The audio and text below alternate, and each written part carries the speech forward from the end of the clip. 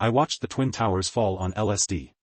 This is the story of how I witnessed the 9/11 World Trade Center attacks while on LSD. For some background, I was 28 at the time. Relatively healthy male, graduated from a well-known and respected university. And was working for a large aerospace/defense company.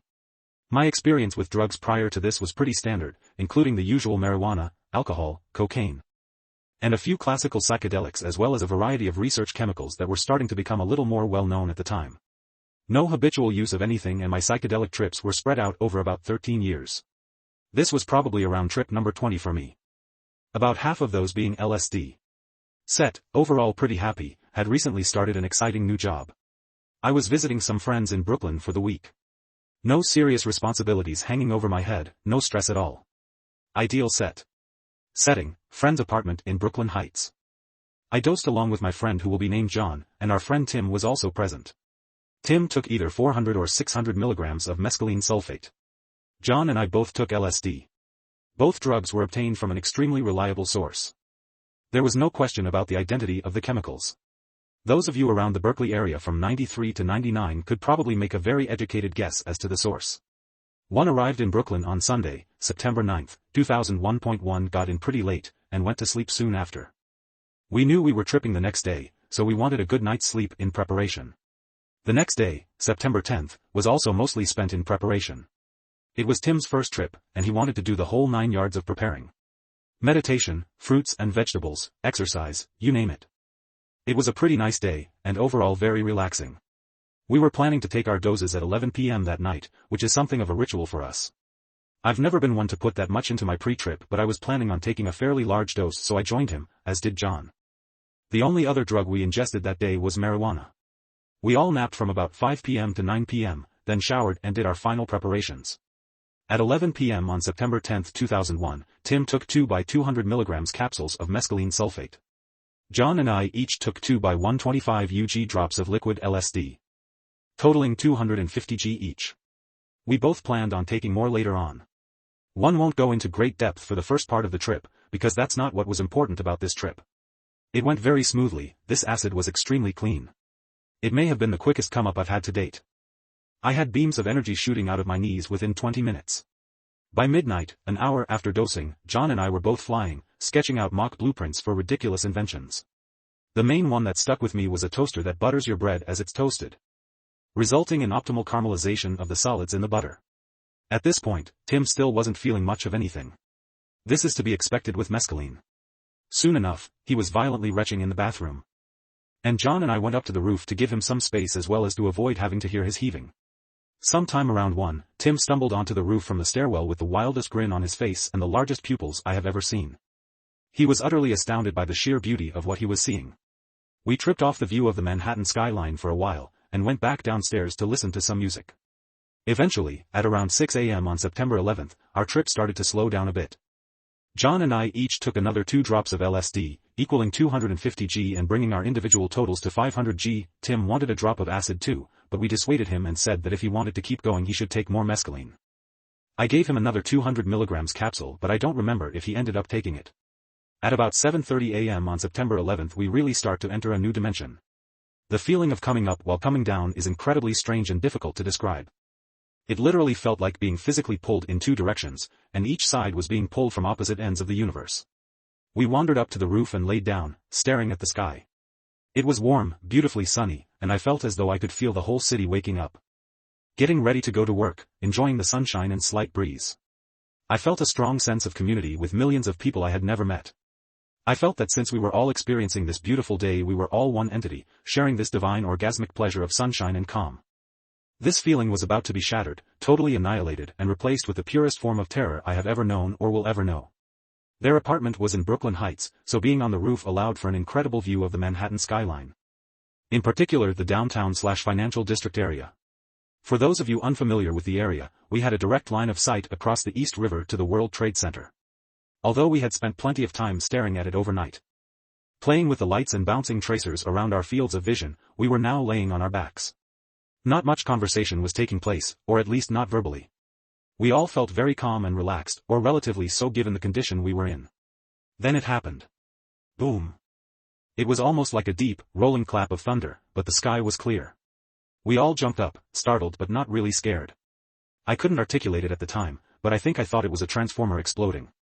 I said something like, "I think that was the electric." Then I hear John say, "What the fuck?"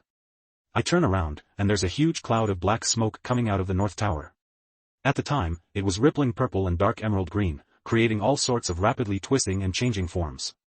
Animals. Geometric patterns, faces, you name it. We didn't know what to make of it. Among the three of us, there was this brief moment of disbelief. Considering the large doses of drugs we were on, we all had to confirm with each other that what we were seeing was actually there.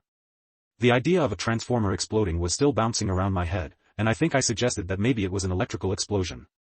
John suggested it might have been a bomb, given the fact that there had already been a bombing attempt. Tim and I both thought it was too high up to have been a bomb. By now several other people had come onto the roof, and on the streets there were clumps of people gathered at places where they could view the towers. I could instantly read and feel each individual's expression. From bewilderment to astonishment to fear, it was like flipping through a Rolodex of emotions. Suddenly, there was a commotion. People started pointing out towards the towers as if something was happening. I looked up. And as soon as I did, the second plane came crashing through the South Tower. It exploded out the other side in insanely vibrant oranges, reds and yellows. I sort of went tunnel vision on the explosion, it became all-encompassing. I could almost feel the radiant heat as if I was surrounded by the fireball. I began to comprehend what was happening, that this was no accident, this was an attack. The understanding of the situation came as a physical feeling. Throughout my whole body. I realized I had just watched at least dozens of people die, if not hundreds. Then the screams. This is the part that has stuck with me the most, and I will never forget this. Immediately after the second plane blew through the other side of the South Tower, the screams erupted. I have never heard so many people scream at once. It was as if the entire city was screaming in unison. Most of the surrounding rooftops were filled with people, as were the streets below. They all screamed. It pierced my very soul, it caused physical pain as the screams became one. Warping and modulating and expanding across the galaxy. Every living being screamed at that moment. An image flashed in my head of a shadowy figure, with a sort of mad scientist aesthetic, clutching a dropper vial. In the vial was pure, distilled terror. That's what I was hearing. There was no more amazement, no more questioning of what was happening, not even confusion. Just pure terror. When I came out of this state, all I could hear was sirens and sobbing. Everyone who wasn't silent, mouth agape, was crying.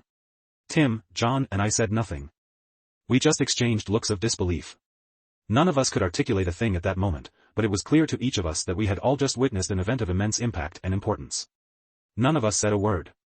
We just stood and watched the towers burn. The massive cloud of smoke expanding across the horizon, taking on all types of evil, twisted shapes. This was the most awful thing we ever witnessed, without a doubt. Until an hour later. It felt like eons had passed since we saw the second plane hit, but at around 10 a.m. the South Tower. The one we watched absorb a plane and spit it out the opposite side in a ball of flames, collapsed. Again, the screams. This was beyond all comprehension. We watched that building turn to dust before our very eyes. This massive structure of concrete and steel, just gone within seconds. 1 minute it was there, the next minute it was tumbling, crystallizing and then shattering hundreds of times as it went. It was clear that if there was still anyone inside, they were now dead beyond a doubt. This was too much for me. I started to vomit. But there was nothing in my stomach, so I just dry heaved on the roof, screaming between retches. I began to question all reality, my mind trying to deny that this could ever happen, that it must be the drug. Please let it just be the drug. But it just kept getting worse. I started to tumble into a void of terror and confusion, beginning to lose all touch with reality. The words, why, and what, flew around my head, repeating over and over. Then the scream started again. I get up from all fours, and watch as the North Tower follows the other's path. This one appeared to me more like crumbling marble, glittering white and crumbling into billions of pieces. As if watching a marble temple age tens of thousands of years within seconds. I don't remember much after that. I have a few short flashes from the rest of the day. We mostly just sat around inside in total silence, smoking cigarettes and occasionally crying. We didn't know about the other attacks until later that afternoon, and then we watched the coverage of Building 7 collapsing. This was without a doubt the single most terrifying, terrible day of my life. I'm struggling for words to describe it, but it's impossible. The psychedelic experience in and of itself is impossible to describe, let alone witnessing something so traumatic, transformative and historical. I'm going to wrap this up now, as it has been incredibly difficult to write. I may come back and edit it at some point, but I'm not ready yet. This has been the first time I've ever written about this experience in detail, and although it was hard, I think it has been beneficial to me.